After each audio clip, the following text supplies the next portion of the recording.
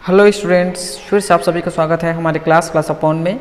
तो BSc first year वाले student के एग्ज़ाम के लिए यहाँ पे मैथमेटिक्स 3 पर मैं वीडियो लेके आया हूँ, जो कि बिलासपुर यूनिवर्सिटी वाले स्टूडेंट के लिए बनाया गया है।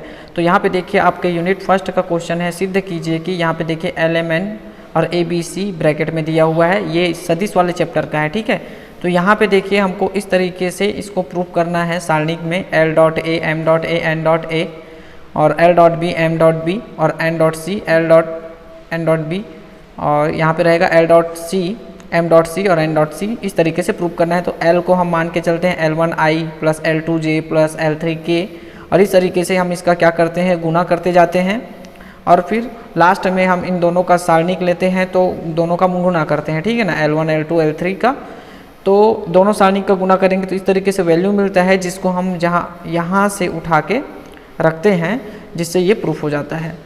तो ये समझ आ गया होगा, बहुत ही आसान क्वेश्चन है ये। फिर इसके बाद देखिए क्वेश्चन नंबर 2 में है, मतलब यूनिट फर्स्ट का दूसरा क्वेश्चन बी। ठीक है, 3 क्वेश्चन में आपको 2 क्वेश्चन बनाने हैं। तो यहाँ पे देखिए phi equal to x square minus 2y square plus 4z square है, जहाँ पे P1 पर 2i प्लस j माइनस के की दिशा में दिक् अवकलज और उसका अधिकतम मान ये निकालना है। ठीक है, तो इस तरीके से हम इसका मान निकालेंगे। ध्यान से देखिए इसको, कहीं पे कुछ डाउट हो तो आप हमें कमेंट कर सकते हैं। और वीडियो बहुत ही मेहनत से बनाया जाता है, बहुत ज़्यादा टाइम लगता है, तो चैनल को सब्सक्राइब करके रखिएगा। अगर आगे आपको सेकंड ईयर्स के भी वीडियोस चाहिए तो आप हमें कमेंट कर सकते हैं, और हम कंटिन्यू उस पर भी वीडियोस अपलोड करेंगे। ठीक है, तो यहाँ पे देखिए इस तरीके से होगा इसका सॉल्यूशन। ध्यान से इसको देखकर नोट कीजिएगा। ठीक है, फिर इसके बाद आते हैं यूनिट 2 में, जहाँ पे A, B और C दिया हुआ है। ठीक है, सदिश A, सदिश B, सदिश C, और इस तरीके से हमको सिद्ध करना है। ठीक है, A cross B cross C। तो हम सबसे पहले B क्रॉस C निकालते हैं इस तरीके से, फिर उसमें A क्रॉस का और निकालते हैं, तो A cross B cross C, इस तरीके से वैल्यू हमको मिलता है। फिर इसी का हम क्या करते हैं, समाकलन करते हैं, जहाँ पे लिमिट है 1 से 2 पे।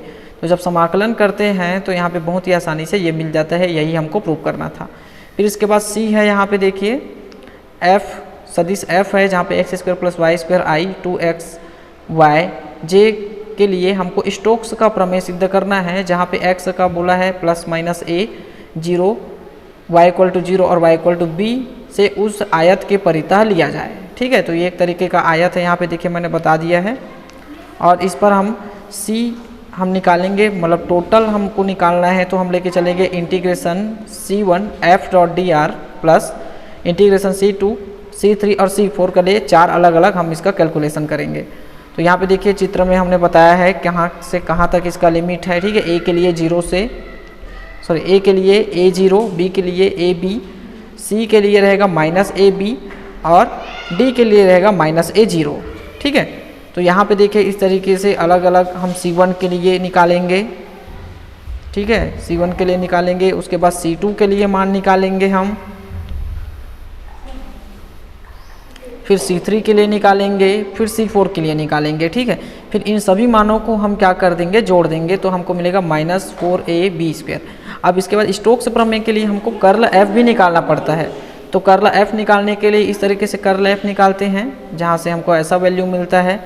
ठीक है, फिर इसके बाद इसको स्टोक्स के समीकरण में रखते हैं, जहाँ पे हमको माइनस 4ab स्क्वायर मिलता है। और यहाँ पे देखिए पहले जो हमने निकाला था वहाँ से भी माइनस 4ab स्क्वायर हमको मिला है। ठीक है, तो दोनों समीकरण से ये स्टोक्स का प्रमेय सिद्ध होता है। फिर आते हैं यूनिट नंबर 3 पे, जहाँ पे हमको सिद्ध करना है एक्स स्क्वायर बटे a square plus y square बटे b स्क्वायर बराबर 1। ठीक है, बिंदु से खींचे गए अति परवलय का समीकरण, जिसका उत्केंद्र अल्फा और जो दीर्घवृत्त से सन्नाभि है x square cos square alpha minus y square sine square alpha is equal to a square minus b square है। तो दीर्घवृत्त का समीकरण लेंगे, सन्नाभि का जो सांकव समीकरण है वो लेंगे। ठीक है, यहाँ से हम मान के चलेंगे कि p cos alpha b sine alpha जो है a cos alpha b sine alpha से होकर ये सन्नाभि हो जाता है। तो इस तरीके से हम इसको कैलकुलेशन करेंगे, जहाँ पे लेमडा का ये मान मिलेगा। लेमडा इक्वल टू 0 तो नहीं रखेंगे, लेमडा इक्वल टू जो अलग से हमको मान मिला है उसको हम रखेंगे, और इस तरीके से ये प्रूफ हो जाएगा। तो इसके बाद है देखिए उस सांकव का ध्रुवीय समीकरण ज्ञात कीजिए, जिसकी नाभि ध्रुवीय समीकरण है, जबकि उत्केंद्रता E एवं नाभिलंब जीवा 2l है। ठीक है, तो इसके लिए हमको थोड़ा सा रचना करना पड़ेगा। यहाँ पे इस तरीके से ठीक है, सांख्यों की परिभाषा लगाएंगे, फिर उत्केंद्रता निकालेंगे। और हालांकि ये छोटा है लेकिन ये एक ना फिजिक्स के व्यंजक जैसा है, ठीक है, इसको आपको याद रखना पड़ेगा क्या क्या लेते हैं, ठीक है। इस तरीके से छोटा सा है, ये प्रूफ हो जाएगा।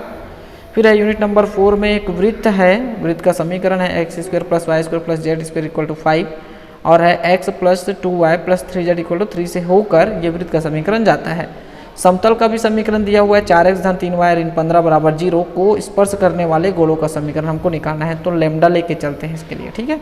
फिर हमको क्या रहता है, लैम्डा का वैल्यू निकालना रहता है केंद्र, फिर इसकी त्रिज्या निकालते हैं, ठीक है।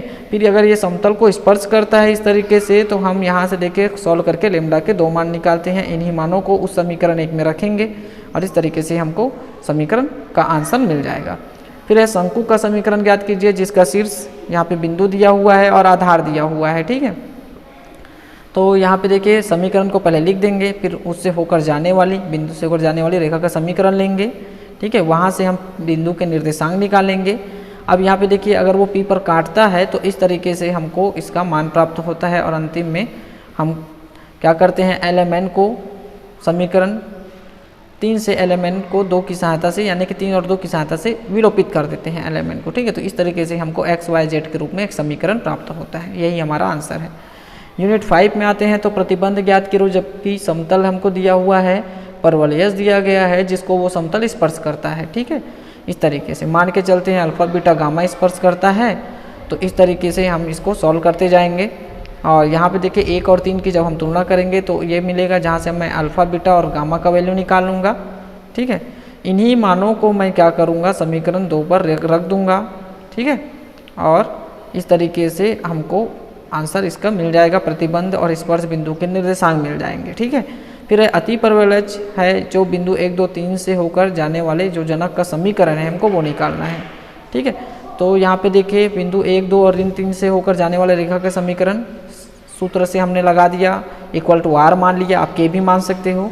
वहाँ से मैंने बिंदु निकाल दिया x y z का मान, ठीक है।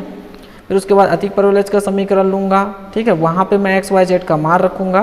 फिर इसके बाद इसको सॉल्व करेंगे तो यहाँ से देखिए हमको 2 अलग अलग तरीके से समीकरण मिलेंगे, जहाँ से मैं L को विलोपित करूँगा, M को 0 लाऊँगा, ठीक है।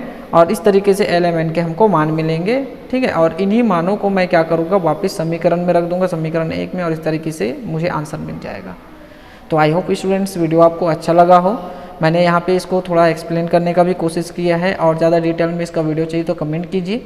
चैनल पे नए हैं तो सब्सक्राइब कर लीजिएगा, क्योंकि जब आप सेकंड ईयर में पहुँचेंगे तो मैं इसके continue unit wise videos upload करूँगा, जिसे आप आसानी से समझ सकते हो और ये आगे आपके एग्ज़ाम में स्टडी में काम आएगा। तो इसी के साथ मैं मिलता हूँ एक नए वीडियो में नए टॉपिक के साथ, तब तक के लिए धन्यवाद।